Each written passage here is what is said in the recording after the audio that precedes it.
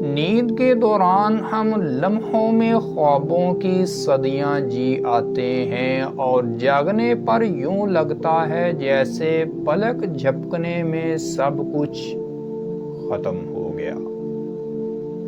ناظرین کرام، یہ سوال صرف ایک فلسفیانہ تجسس نہیں بلکہ ہر دل کی دھڑکن ہے، کیونکہ ہر سانس ہمیں اس لمحے مطلب موت کے قریب لے جا رہی ہے۔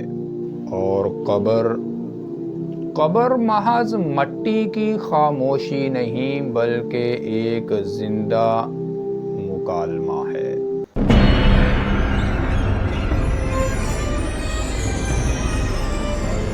بسم اللہ الرحمن الرحیم۔ معزز ناظرین کرام، السلام علیکم ورحمۃ اللہ وبرکاتہ۔ ناظرین کرام، لائف لائٹ چینل میں خوش آمدید۔ آج کی ویڈیو میں ہم جس موضوع پر بات کریں گے وہ یہ ہے کہ کیا موت کے بعد انسان فوراً بیدار ہو جاتا ہے؟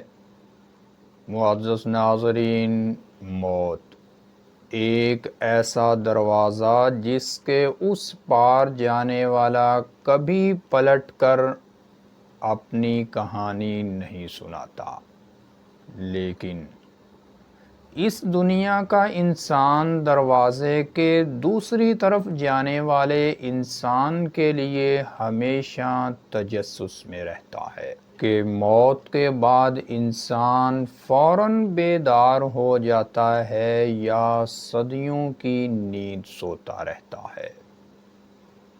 ناظرین کرام، یہ سوال صرف ایک فلسفیانہ تجسس نہیں بلکہ ہر دل کی دھڑکن ہے، کیونکہ ہر سانس ہمیں اس لمحے مطلب موت کے قریب لے جا رہی ہے۔ سورۃ آل عمران کی آیت نمبر 185 میں رب تعالیٰ کا فرمان ہے، ہر جان کو موت کا ذائقہ چکھنا ہے۔ اس آیت کے لفظ ذائقہ پر غور کیجئے۔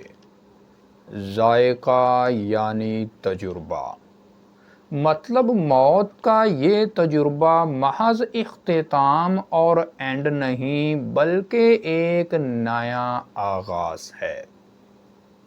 ابن ماجہ کی حدیث شریف میں آتا ہے کہ نیند موت کی بہن ہے۔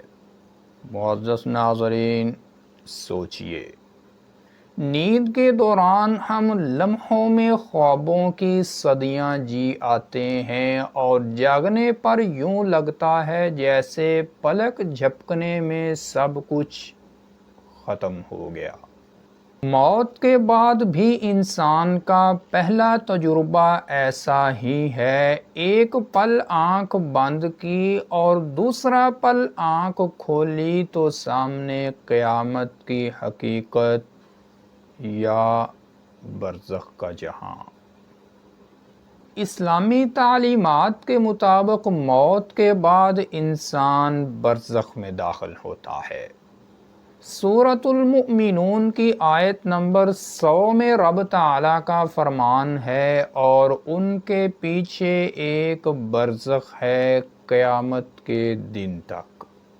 ناظرین کرام، یہ برزخ ایک درمیانی جہان ہے جہاں روح جاگتی ہے، سوالات سنتی ہے اور جوابات دیتی ہے۔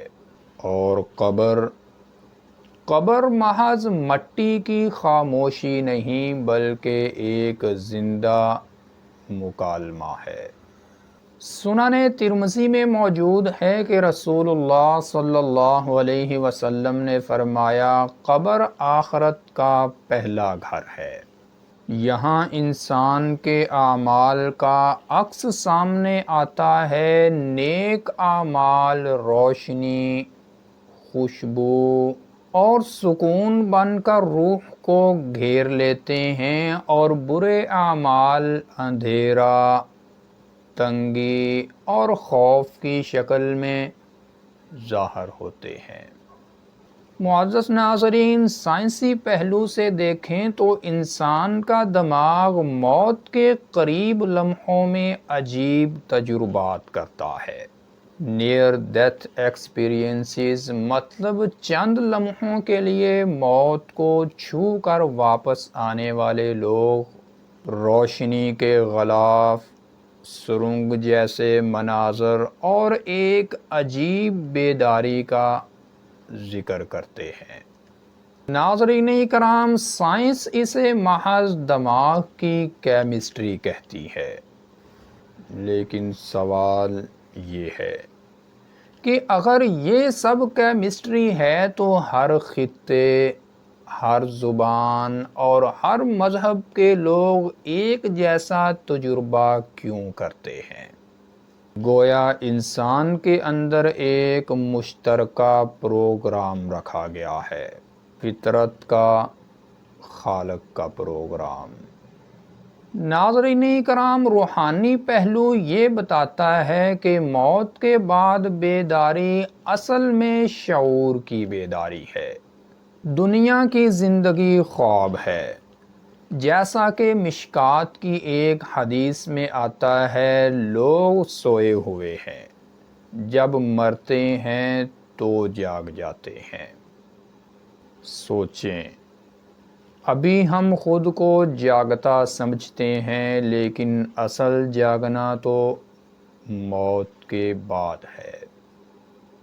معزز ناظرین، عقلی پہلو ہمیں یہ سمجھاتا ہے کہ اگر انسان موت کے بعد کچھ نہ دیکھتا تو پھر انبیاء، کتابیں، وحی اور اتنی ہدایت کی کیا ضرورت تھی؟ یہ زندگی تو محض ایک تعارف ہے، اصل زندگی اور امتحان کے بعد کا اعلان آگے ہے۔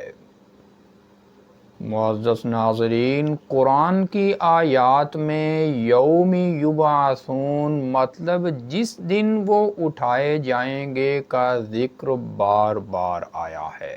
یہ اشارہ ہے کہ موت کے بعد لمحہ بیداری فوراً شروع ہو جاتا ہے، مگر اس کا پیمانہ دنیا کی گھڑیوں سے مختلف ہے۔